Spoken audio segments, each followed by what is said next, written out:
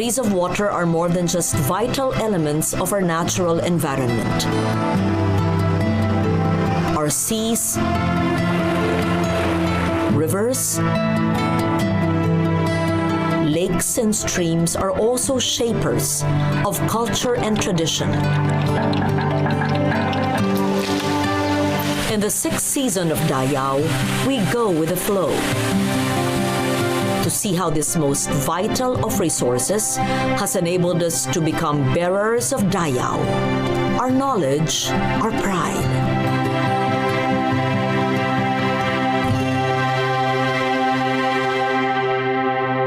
Sustainability is a big word these days, a guiding principle and touchstone that steer tourism workers, environmentalists, and cultural workers alike. As a unifying philosophy and goal, sustainability seems like nothing more than a grand idea, an unreachable star, so to speak, when contrasted with bigger economic concerns. And yet, we must reach for it. Plan for it, make it a reality, rather than just an ideal. In this episode of Dayaw, we see how the people of Bohol and Antique maintain a sustainable ecotourism, one that promotes heritage and environmental awareness and conservation, while welcoming and educating visitors and tourists alike.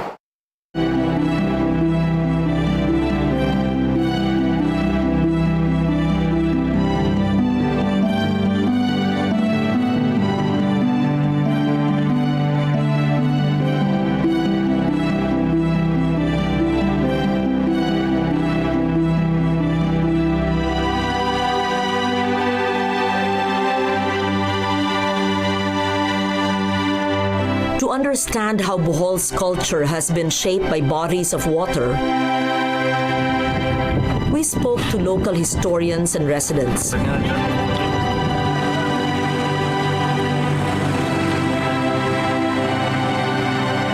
They traced the histories of small towns connected by water, by bridges,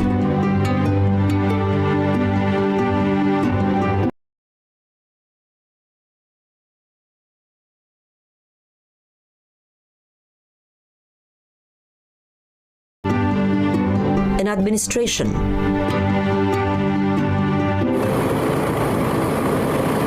Panglao, popularly known as the resort island of Bohol, was once a separate island, a distinct polity with roots tracing back to the 12th century.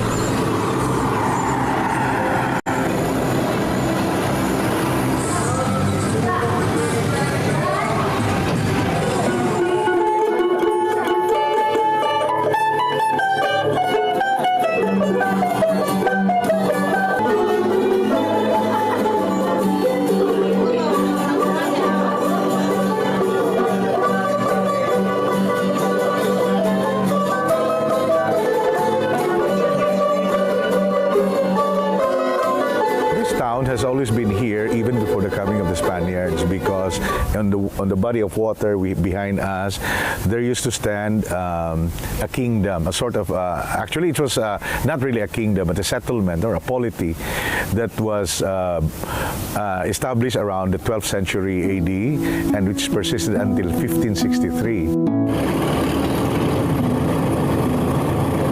At that time, the people who lived in that settlement, which they called it the Pitan settlement, were like the Bajaus. No? They live on top of water and then they bury their dead on the land surrounding it. So that this area here, especially at the back part of the convento, used to be a burial site of the people of the Pitan.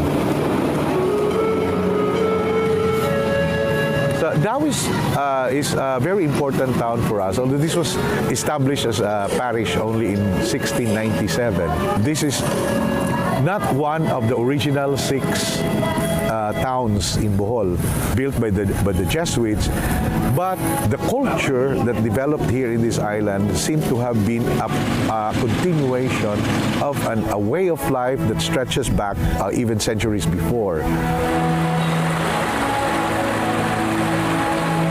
It's just that the place where this town is located is so situated that it was conducive to the rise of inter-island trading and also safety, because the area is more or less covered, by the island of Panglao and the mainland of Bohol.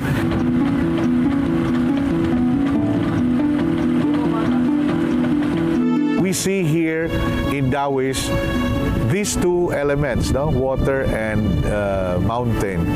And water has also played a very important part in the history of this town.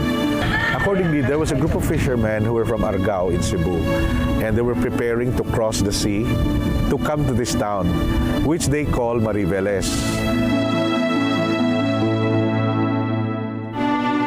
Mariveles actually refers to the date palm trees that used to grow in abundance in this area. This idea of water being the conveyor of life, conveyor of faith, conveyor of tradition, conveyor of our particular outlook in life, about our lifestyle as fishermen, as farmers, ordinary craftsmen and artisans who used to inhabit this town until recently, is connected with the idea of water.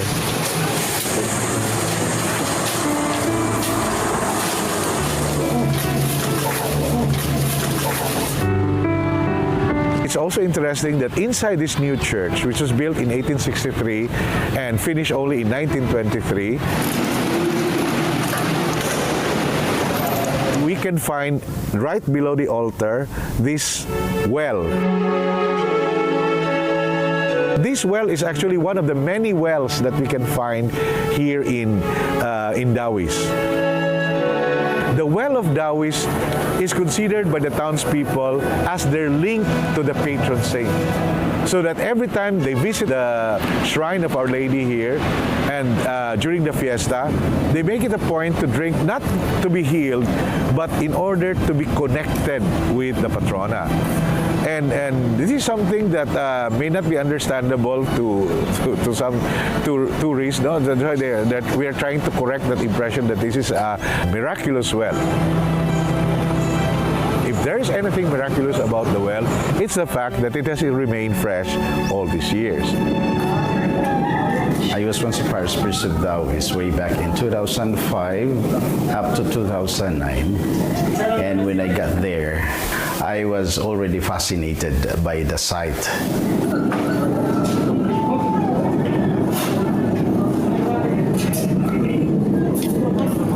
The play of the water and the very magnificent church and structure, which for me was a perfect blend, a little of Venice.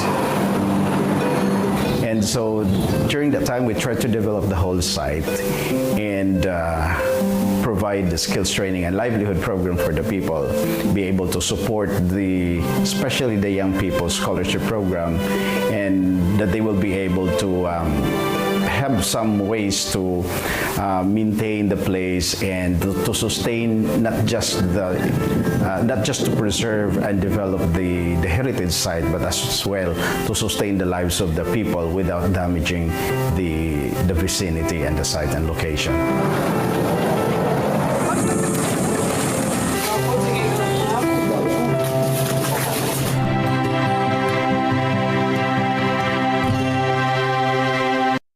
Mabuhay! Uy, malapit na eleksyon. Nakapili ka na ba ng kandidato? Kung hindi pa, tara! Kilatisin natin ang mga kandidato ng 2025 elections. Busisiin natin ang kanilang mga plataforma at alamin natin kung sino sa kanila ang talagang tutupad ng pangako at kung sino ang nagpapaikot lamang ng ating ulo. Know your candidates. Malapit na. Abangan dito sa PTV.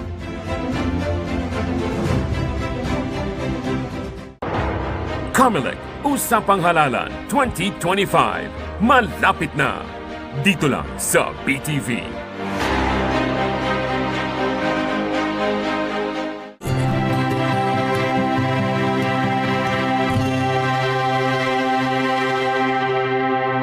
In Bohol, the bodies of water, the sea, and the rivers have all shaped the history and the culture of the folk.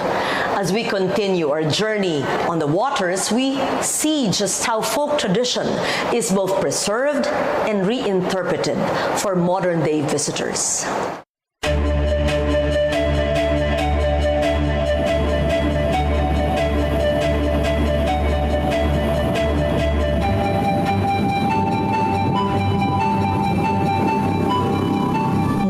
Further inland, we once again see how the history of faith and colonization converge on Bohol's rivers.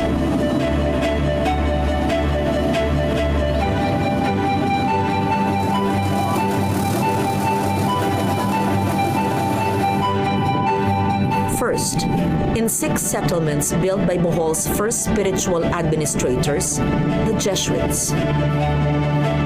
So the Jesuit missionaries arrived here in Bohol on November 17, 1596. And they started proselytizing the natives and establishing towns.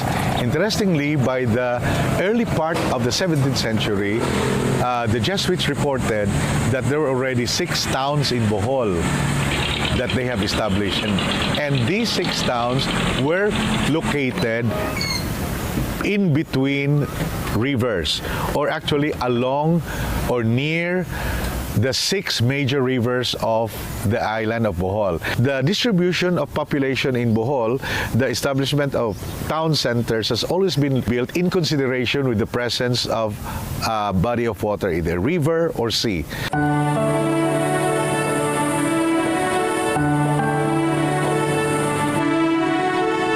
The connection of a body of water to the mountains nearby were indeed the ideal locations for the towns and churches of Bohol. Despite the great earthquake,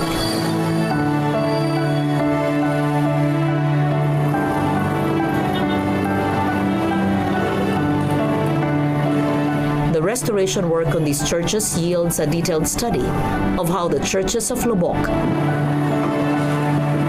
and Baclayon were built, helpful tools in reconstructing these edifices. The churches in the Visayas were built out of coral stones, derived from the ancient coral beds of the island. Our churches are lighter, creamier in color because they are actually derived from corals. The same holds true with the wood, the lumber that is used in our churches, even in our ancestral homes. When we have wood boards as wide as half a meter, no, that were used either as flooring or walling.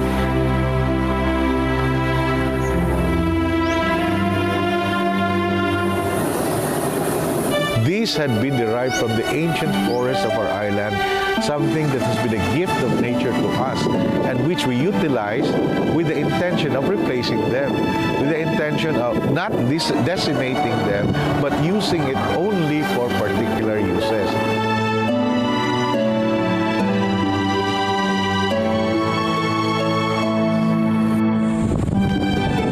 Today, the rivers of Bohol provide a viable form of sustainable tourism, one that, in hindsight, has happened much faster than the locals expected.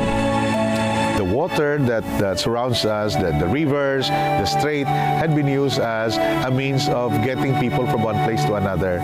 Before, nobody would ever thought of coming to Bohol, seriously, because in order to come here before, you have to travel 4 hours, you know? I mean, and sometimes overnight, and it was so inconvenient for many people that many tourists decided not just to stay out.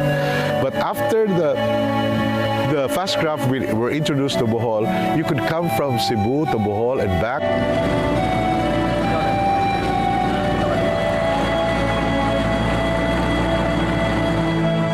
The influx of tourists has led the cultural workers of Bohol to reassess their situation.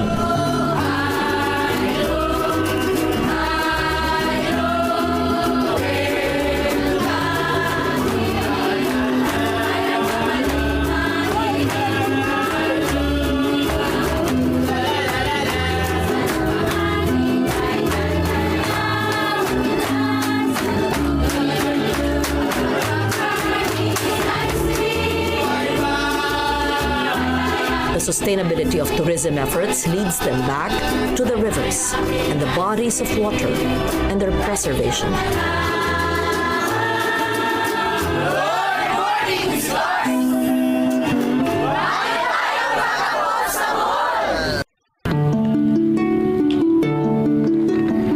Beyond the idyllic river scenes that tourists take in, there are the Boholanos whose livelihoods depend on the rivers and from what they can harvest from the waters.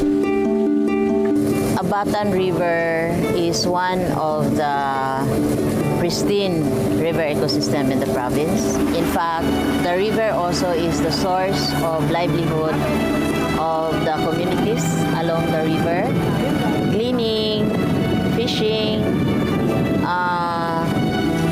Nipa leaves harvesting for their weaving, and then the ecotourism activities.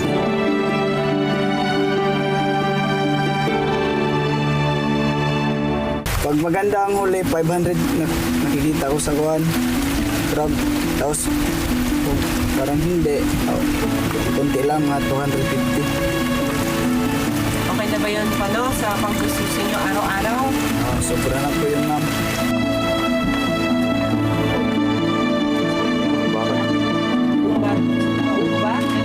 Pag low tide na po, saka kami makuha ng ganyan. Kasi pag high tide, di kami makakuha ng ganyan, malalim yung tubig. Paano po nakakatulong sa pamumuhay nyo ito yung Abatan River? Nakakatulong ka na ng malaki kasi wala naman kami abang hanap buhay dito eh. Dito lang sa dagat.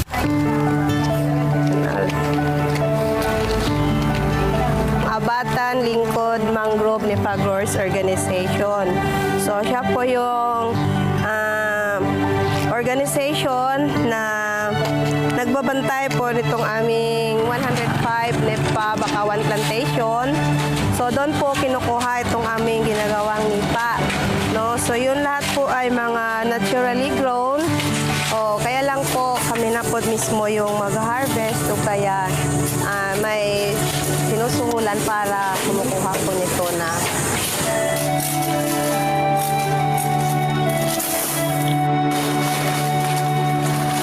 naturally grown po itong mga nipa, no? Pero ang pag-harvest po namin, ginagawa po sa bawat mga claimants po. May mga claimants ang bawat area. So, doon kami kumukuha ng nipa. Kasi kusa po siyang tumutubo, then yung pag-harvest po, kinukuha lang po yung matured leaves na lang. Yung isang palm na mature na, siya lang po yung kinukuha. Iwanan po yung hindi pa mature. So, ang paggawa po nitong paod, kung tinatawag namin dito, ginagamitan ito ng mga nipa leaves, then itong bamboo strip. Pauran po ang tawag namin dito. Then, ang pantali po, itong sibit, ay kinukuha lang din po sa likod ng palm niya. So, yun po yung ginagamit. So, ganyan lang po. Ang paggawa nito, pwede 3 dahon sama-sama. Pwede 2, pwede din 4. So, ganito lang po ang paggawa. So, hanggang maubos po yung isang pauran, ganun pa rin yung proseso sa paggawa. Then, pag abot ng 10 ganito, so, tinatali siya. Ang ginagamit po sa paggawa ng bubong, depende po yun kung gaano kalaki po yung bubong nyo. Then, yung paglagay nitong isang nipa sa ganyan, patong-patong lang to hanggang sa taas, then kailangan elevated po yung paglagay. Hindi flat. Kasi pag ganyang naka-flat siya, yung tubig na manatili dito, madali pong masira ang bubong. So, kailangan nakaganyan siya ang position. Kung maganda po ang pagkalagay nitong isang paod, abot siya 5 to 6 or even mga 10 years kung walang mga manok na nakapatong palagi.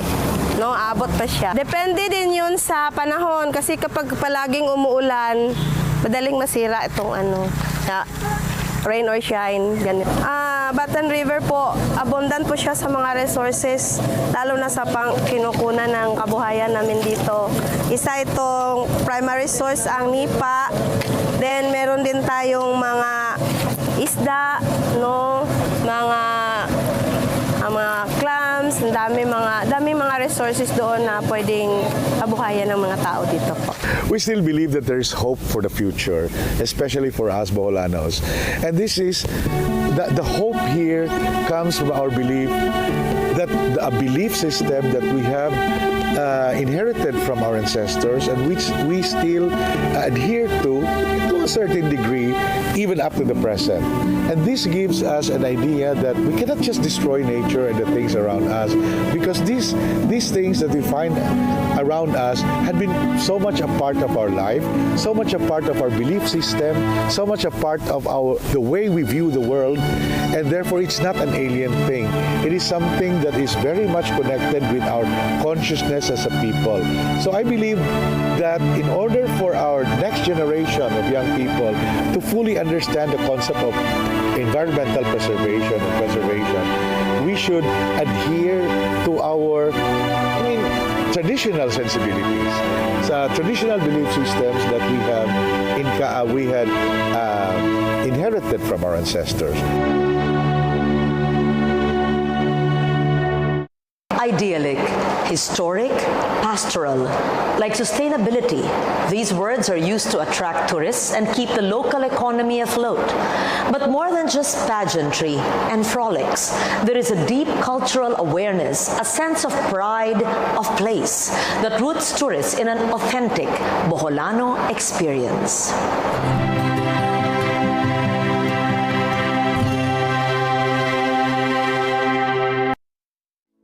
Pagkakataon nyo ng maglingkod para sa bayan.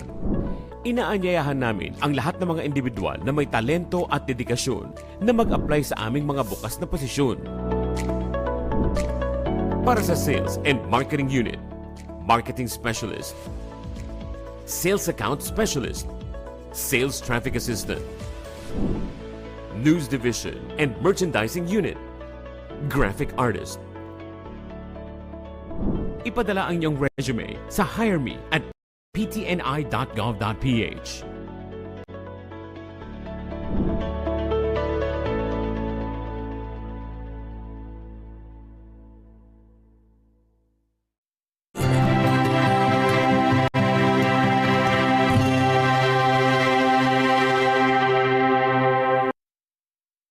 From Bohol, we move to the Bugang River in Antique. The numerous accolades from national and international organizations laud the cleanliness of the river and the environmental dedication of those who live on it. Yes, it can be done, and the people of the Bugang River do it every day.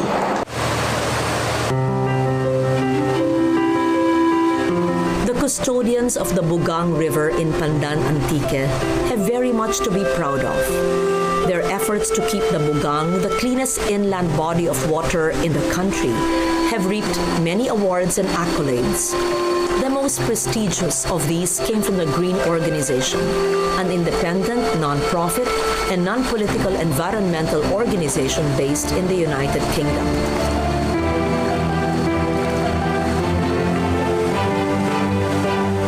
Custodians of the river make sure that there are activities interesting enough to tourists while maintaining the cleanliness that has garnered so many accolades. Ginagawa ng mga guides, ng mga eco-guides, yun ang maganda sa kanila kasi silang nagpo-protect ng mga puno. Dati nung hindi pa masyadong boom ang tourism dito sa Pandan, yung mga guys na yan ang nagkakaingin, yan ang ng mga puno. Pero sa ngayon, sila ang nagpo-protect. Kahit sa ngayon, hindi pwedeng pitasin yan ng mga bisita.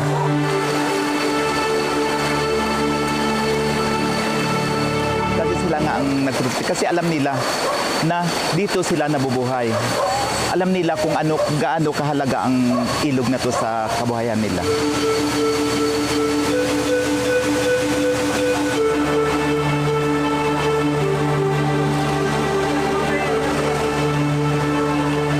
Ngayon, yung guys na water tubers, 32 na sila. Yung trekkers, 12. Ibig sabihin, 44 sila at lahat ng pamamahay dito sa Malumpati, within Malumpati, nabigyan na ng hanapbuhay sa tourism.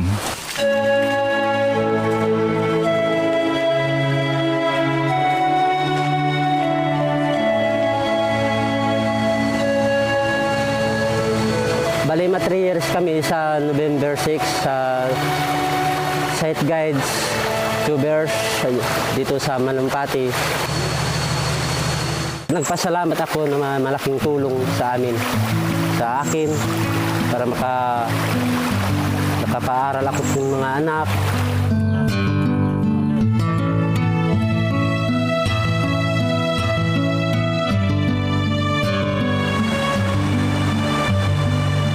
Kasi dati, nag-ano rin kami, naghuli ng mga hipon dito sa ilog.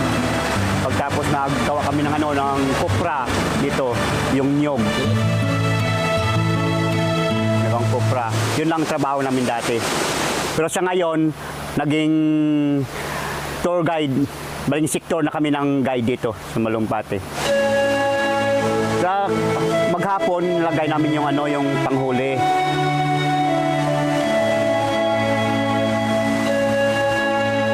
Pagtapos kinabukasan, yung pagkuha namin, pagkatapos sinasali namin yan sa isang lalagyan.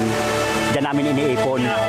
Mga 10 panghuli, yun. Mga isang linggo, makuha kami ng mga 1 kilo mahigit sa isang linggo. Kasi yung mga dito sa Bugang River, dito kami ng mga yung mga pang-ulam namin. Kung wala kaming ulam, hanap lang kami dyan sa ilog ng Bugang River, yun, na kami ng pang-ulam. Tulad ng mga hipon, isda, yung mga eel, yun, nandito lahat yan sa ilog na to. Hanggang ngayon, napakalinis po ang Bugang River dahil ang community is working hand in hand to ensure that we maintain the cleanliness of the river. We do river cleanup twice a month. Yan ang mga guides, naglilinis yan twice a month. Kaya napanatili naming malinis ang ilog.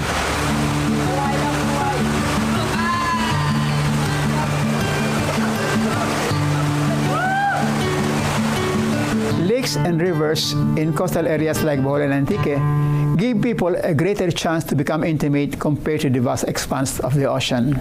And through time, they develop skills necessary for surviving as a community. They develop oral traditions. They develop rituals, festivals, celebrations. If you like to continue attracting tourists to lakes and rivers in coastal areas like Bohol and Antique, we have to respect the integrity of nature.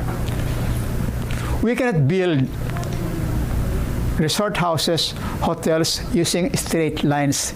Nature has no straight lines. We have to build structures. We have to have curvilinear, irregular contours, just like the contours of rocks and the swaying of trees and the contours of the lakes themselves and the flow of the rivers. This is how to preserve the natural appearance. More and more, we see how tourism can be a viable source of income that does not have to destroy the environment. More and more, we realize that visitors can come and admire our islands without actually destroying them or polluting them. And this is truly heartening for me. We see how locals can come together, steered by the ideals of sustainability. In Bohol's rivers and in the Bugang River in Antique, the waters of life flow on, welcoming visitors but wary of the dangers of pollution and environmental destruction. The custodians of these rivers are the very people whose forefathers have built lives on these waters. Doubtless, they will also be the ancestors of future generations animated by the same commitment. Their efforts at sustainable tourism make up a new culture, one that respects and nurtures Dayaw. our knowledge, our pride.